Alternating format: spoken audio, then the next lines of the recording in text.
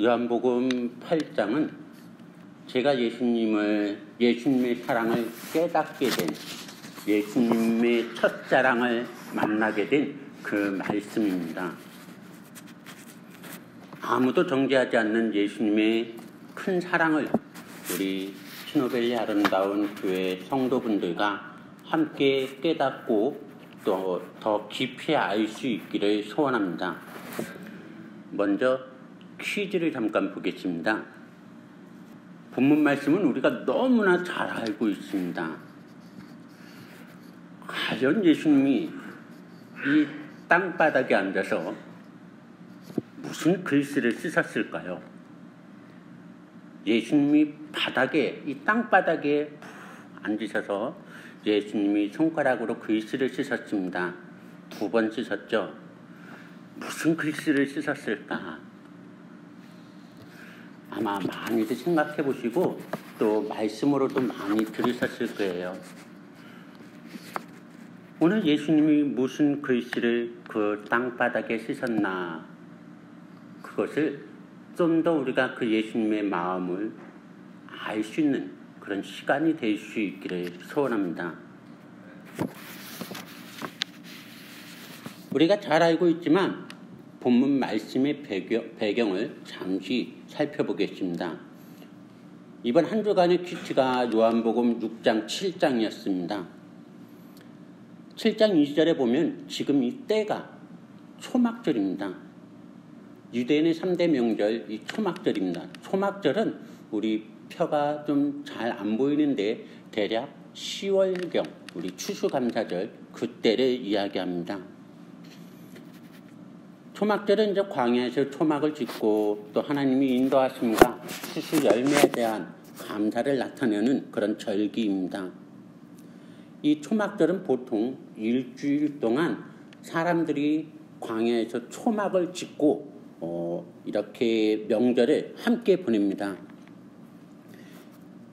11절과 12절에 보면은 예수님이 무리를 미혹한다고 해서 바리새인들과 그 사두개인들이 계속 예수님을 잡으려고 합니다.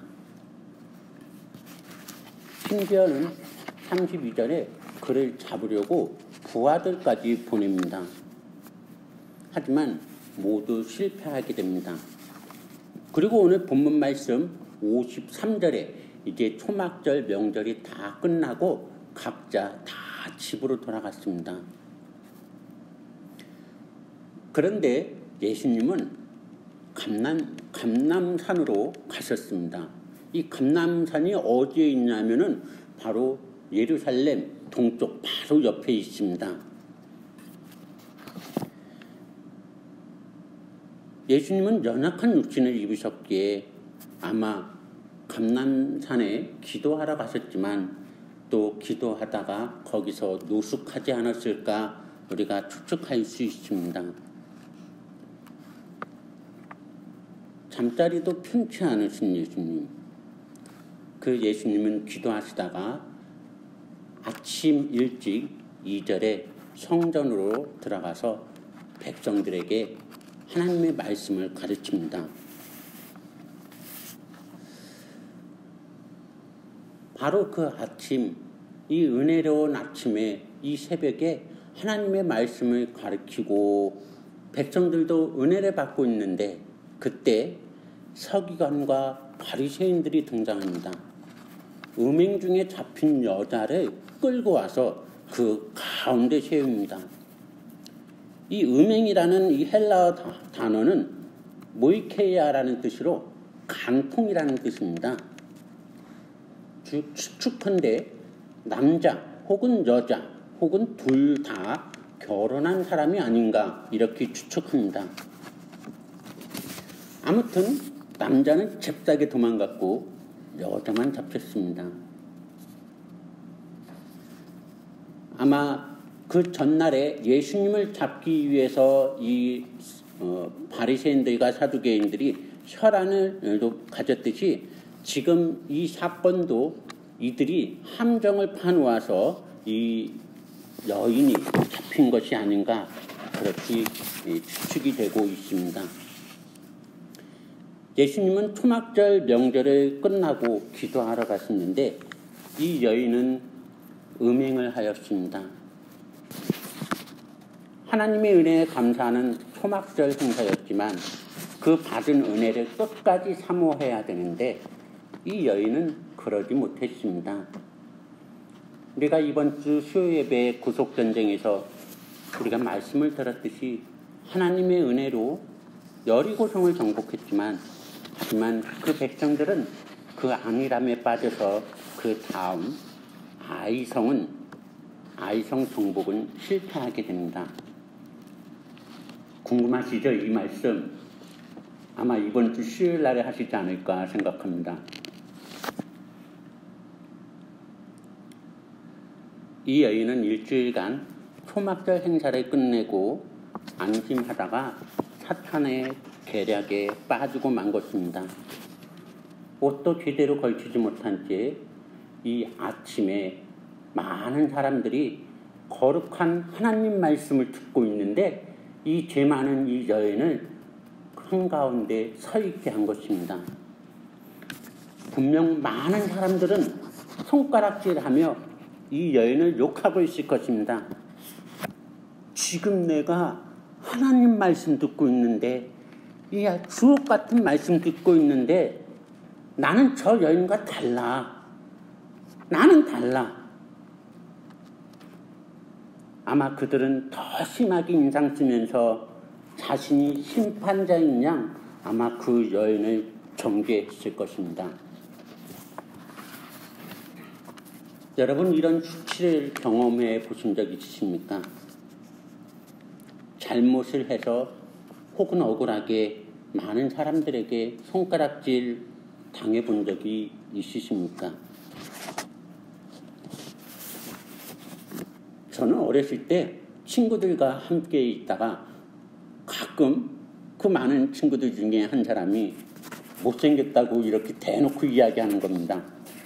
그럴 때면 저는 어쩔 줄 모릅니다. 다른 친구들도 있어서 화내기 난감할 때가 많았습니다. 그렇다고 대꾸도 못했습니다. 야, 잘 뜯어봐. 예쁜 데도 있어. 아니야, 마음은 착해. 이런 말을 할 수 있을까요?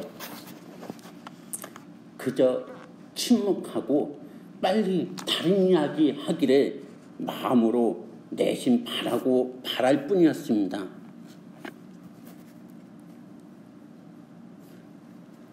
우리들도 남들에게 말하기 어려운 고통과 슬픔이 있었을 것입니다. 너무나 아파서 이 세상이 지옥같이 느껴졌을 때가 있었을 것입니다. 그런데 이런 고통을 서기관과 바리새인들이 이용하여 오직 예수님을 잡고자 그들이 계획을 짠 것입니다. 그들은 이렇게 말합니다. 5절 한번 같이 읽어보겠습니다. 시작.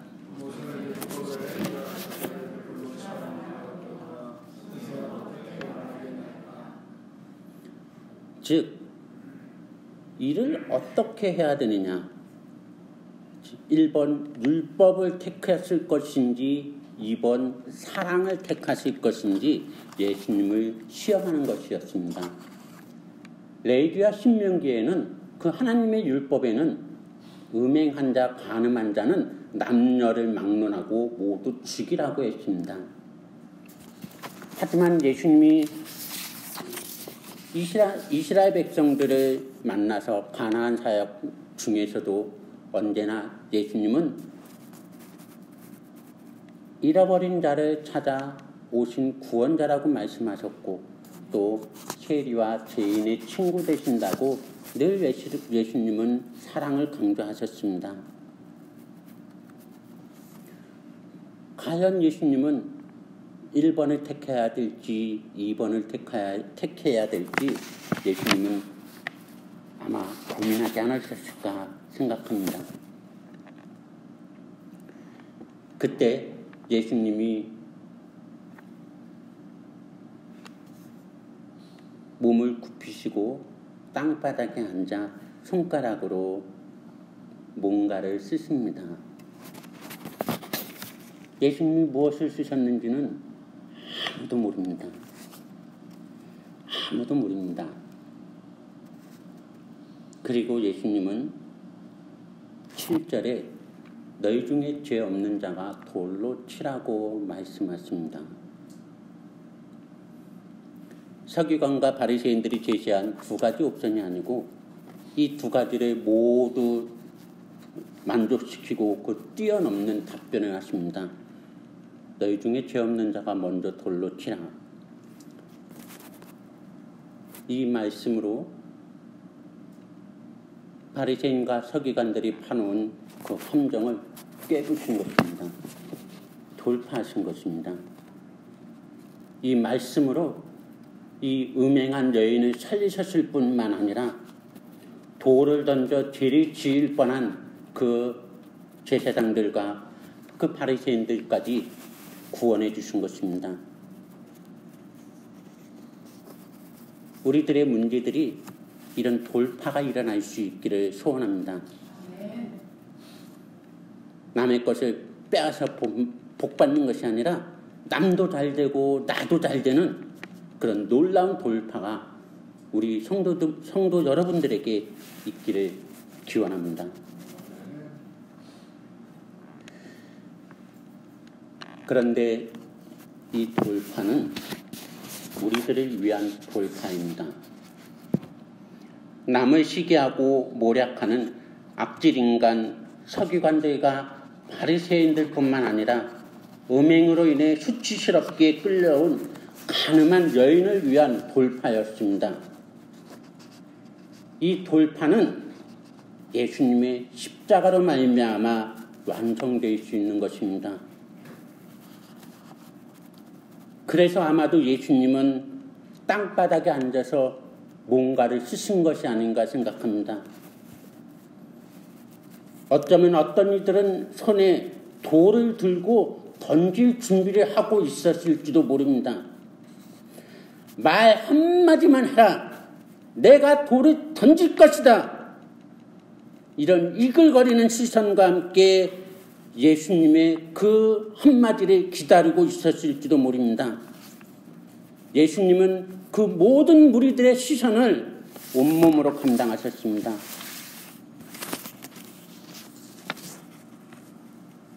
땅바닥에 앉으셔서 예수님은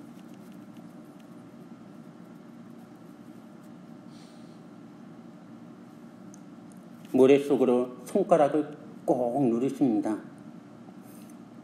그리고 예수님은 뭔가를 그려나갔습니다. 모래알들이 밀리면서 땅바닥이 드러납니다. 땅바닥에 더러운 흙 먼지들을 가로지르시며 예수님은 점점 더 손가락을 더럽히십니다. 우리가 모르는 뭔가를 쓰십니다.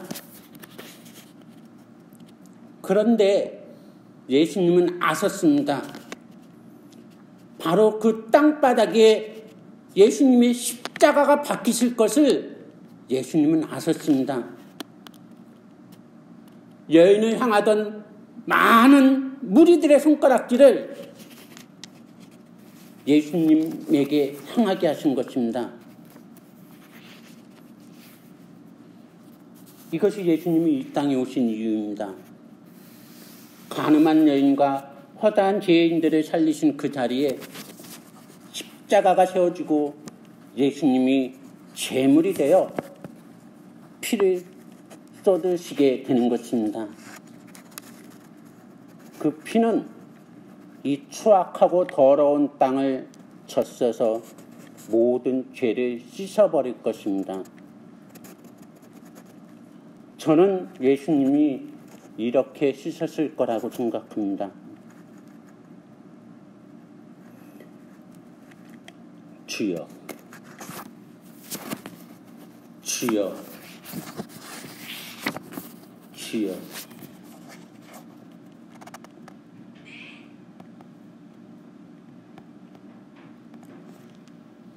예수님은 다시 일어섰습니다. 지친 몸을 힘겹게 힘없이 일어섰습니다. 그리고 주위에 아무도 없는 것을 천천히 둘러보시고 울고 있는 여인에게 이야기합니다. 너를 정죄하던 자는 어디 있느냐? 한번 이 여인을 상상해 보십시오.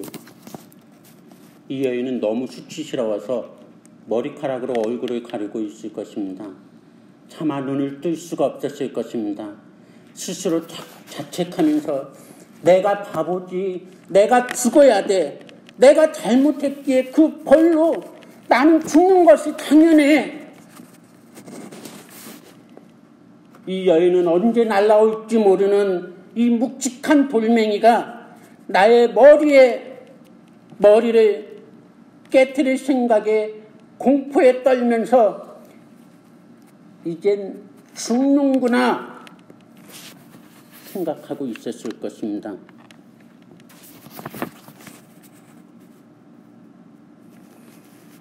그런데 아무 일도 일어나지 않았습니다. 예수님이 계셨기에 아무 일도 일어나지 않은 것입니다. 예수님이 계셨기에 내가 아무리 못난 놈이라도, 내가 아무리 죽을 죄를 지었어도, 아무리 내가 고통 가운데 있어도 예수님이 함께 하셨기에 이 여인은 살 수 있었습니다. 이 여인은 눈을 뜰 수 있었습니다. 그리고 그 여인은 예수님께 이렇게 고백합니다. 주여, 주여, 아무도 없나이다. 그리고 예수님이 말씀하십니다. 나도 너를 정죄하지 아니하노니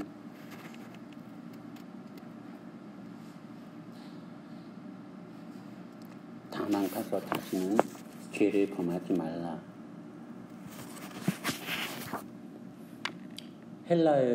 헬라어의 명령법은 강구가 들어가 있습니다.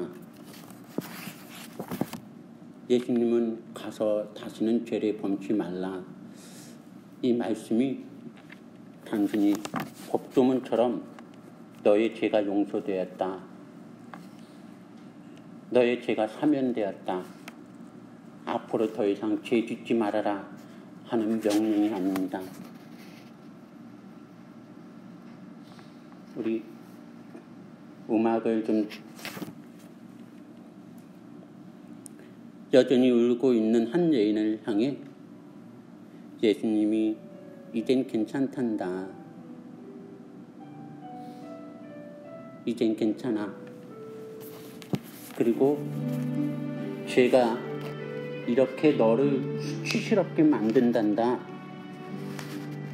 죄가 이렇게 너를 고통스럽게 만든단다, 그러니 죄 짓지 말고 꽃길만 걸어라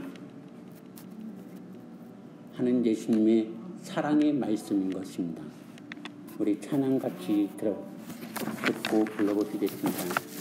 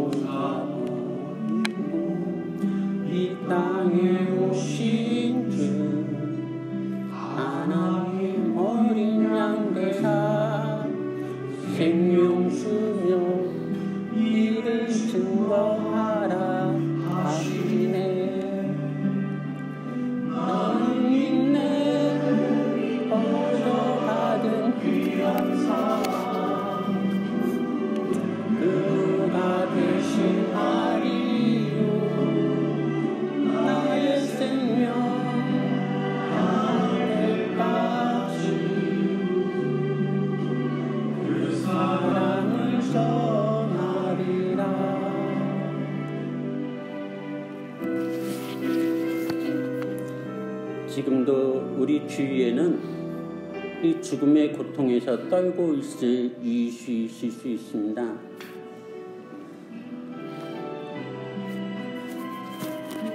정죄받으며 손가락질 받으며 그 죽음의 공포 가운데, 죄의 공포 가운데 있을 그 이유, 그들에게도 예수님이 필요하십니다. 우리가 받았던 그 예수님의 사랑, 나를 위해 흘려주신 예수님의 눈물과 그 보혈의 피, 우리 이웃에게도 나누어야 할 것입니다.